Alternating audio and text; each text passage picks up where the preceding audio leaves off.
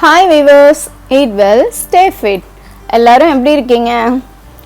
Last time என்னோட prawn recipe போட்டிருந்தேன் இல்லையா, ரெட் ராயல் prawn. அதை எப்படி க்ளீன் பண்ணுறதுன்னா இந்த வீடியோவில் நம்ம பார்க்க போகிறோம். ஸோ இன்றைக்கி நோ குக்கிங் ஒன்லி க்ளீனிங்.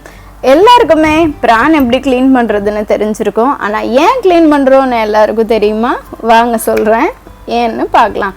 அதை அந்த மண்குடல் நம்ம எடுத்து க்ளீன் பண்ணி சமைக்கிறது நல்லது ரொம்ப. அது ஏன்னா நம்ம க்ளீன் பண்ணாமலும் சமைக்கலாம். பட் அது குக் பண்ணதுக்கப்புறம் அந்த இடம் பார்த்திங்கன்னா அந்த இறாலோட டாப்பில் பிளாக் கலர் லைன் மாதிரி இருக்கும். அது பார்க்கவே டிஸ்கஸ்டிங்காக இருக்கும், அது சாப்பிட பிடிக்காது. அது மட்டும் இல்லைங்க, அந்த மண்குடலை நம்ம க்ளீன் பண்ணாமல் நம்ம சாப்பிடும்போது நெருன்னு வாயில் மண் தட்டுப்படும். எத்தனை பேர் ஃபீல் பண்ணிங்கன்னு தெரியல. நான் சொல்கிறது கரெக்டுனா என்னோட கமெண்ட் பாக்ஸில் உங்களோட மெசேஜை லீவ் பண்ணுங்கள். வாங்க இப்போ எப்படி இறாலை க்ளீன் பண்ணுறதுன்னு பார்க்கலாம். ஃபஸ்ட்டு இந்த இறாலை நம்ம வாஷ் பண்ணி எடுத்து வச்சுக்கலாம். ஏன்னா அது வாங்கிட்டு வந்தோன்னா வலுவலுன்னு இருக்கும்ல, ஸோ அதை பிடிச்சி க்ளீன் பண்ணுறது கஷ்டமாக இருக்கும். ஸோ அதை நான் இது ஒரு வாஷ் பண்ணி எடுத்து வச்சுருக்கேன். இப்போ நம்ம அந்த தலையை தனியாக எடுத்துட்டு இந்த மாதிரி கட் பண்ணி எடுத்துக்கோங்க. இதை எடுத்துட்டு தலையை தூக்கி போட்டுடலாம். இந்த தலை ரொம்பவே ஃப்ரெஷ்ஷாக உங்களுக்கு கிடச்சிச்சின்னா இந்த தலையை கூட குக் பண்ண முடியும். அந்த தலையில் எந்த பார்ட்டை ரிமூவ் பண்ணிவிட்டு குக் பண்ணணுன்றதை கூட நான் இன்னொரு ரெசிபியில் உங்கள் கூட நான் ஷேர் பண்ணுறேன். ஃபஸ்ட்டு நம்ம ஹெட்டை ரிமூவ் பண்ணிட்டோம்ல, அதுக்கப்புறம் எங்கே ஹெட்டை ரிமூவ் பண்ணமோ அந்த எட்ஜுலேருந்து இந்த வாலோட எட்ஜு வரைக்கும் இந்த மாதிரி ஓட கையை வச்சு மூவ் பண்ணிகிட்டே வந்தோம்னா அழகாக கலண்டு வந்துடும். இப்போ என்னோடது 2 பார்ட்டாக உடஞ்சிட்டு அந்த ஓடு. ஸோ நான் 2ஐயும் ரிமூவ் பண்ணிக்கிறேன். இந்த மாதிரி ரிமூவ் பண்ணிவிட்டு தூக்கி போட்டுருங்க.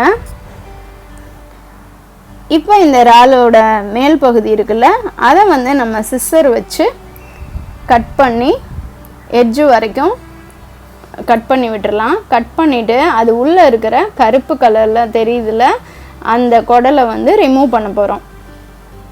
இது தாங்க மண் குடல். ஆனால் இதே மாதிரி அதோட அடிப்பகுதியிலையும் கருப்பு கலரில் ஒரு லேயர் இருக்கும். ஆனால் அது மண்குடல் கிடையாது, அது ஸ்கின்னோட ஒரு பார்ட்டு தான். ஸோ அது ஒன்றும் பிரச்சனை இல்லை, அதை ரிமூவ் பண்ணுன்ற அவசியம் இல்லை. இந்த மேலே இருக்கிற டாப் சைடு இருக்கிற பிளாக் லைன் தான் இதோட மண்குடல். இதோட தான் நம்ம சமைச்சு சாப்பிடும்போது நெருன்னு நமக்கு இருக்கும். அந்த எட்ஜு வரைக்கும் கரெக்டாக கட் பண்ணிடுங்க. இதை கட் பண்ணி எடுக்கிறதுனால இந்த மண்குடல் ரிமூவ் பண்ணுறது ஒரு விஷயம் இருக்குது. இன்னொரு விஷயம் என்னென்னா, இதில் நம்ம மசாலாவை தேய்ச்சி ஊற வச்சு சமைக்கும்போது அதோட மசாலா உள்ளே ஏறி ரொம்பவே சூப்பராக டேஸ்ட்டாக இருக்கும் ரெசிபிலாம். ஸோ இந்த மாதிரி கட் பண்ணிவிட்டு நீங்கள் மசாலா தேய்ங்க, ரொம்பவே நல்லாயிருக்கும். பாருங்கள், அதோட எட்ஜில் இருந்த டஸ்ட்டு கூட நம்ம ரிமூவ் பண்ணிட்டோம் ஈஸியாக. பாருங்கள், ஃபுல்லாக நம்ம செக் பண்ணி பார்த்தாச்சு. இதில் ஒரு பிளாக் கூட இல்லை, ஃபுல்லாக கிளியராக க்ளீன் பண்ணியாச்சு. இதே மாதிரி நம்ம எல்லாராலையும் க்ளீன் பண்ண போகிறோம். பார்த்தீங்களா எவ்வளோ சுத்தமாக இருக்குன்னு.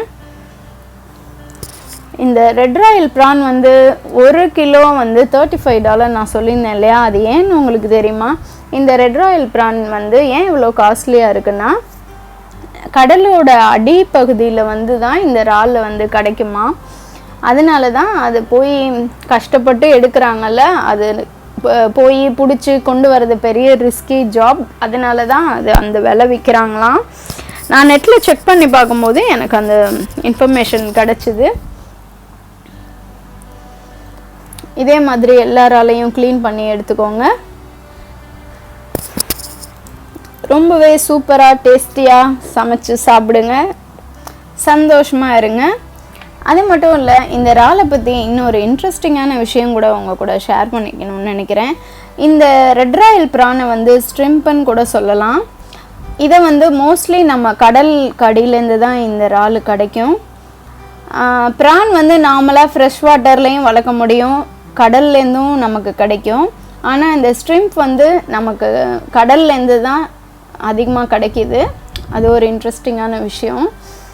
அப்புறம் இந்த கோவிட்-19 இஷ்யூவில் நம்ம எல்லோரும் வீட்டிலே இருப்போம். ஸோ ரொம்ப ஸ்ட்ரெஸ் ஆகாதீங்க, ஹாப்பியாக இருங்க. நமக்கு கிடைச்ச ஃபேமிலி டைமை நல்லபடியாக யூஸ் பண்ணி ஹாப்பியாக இருங்க.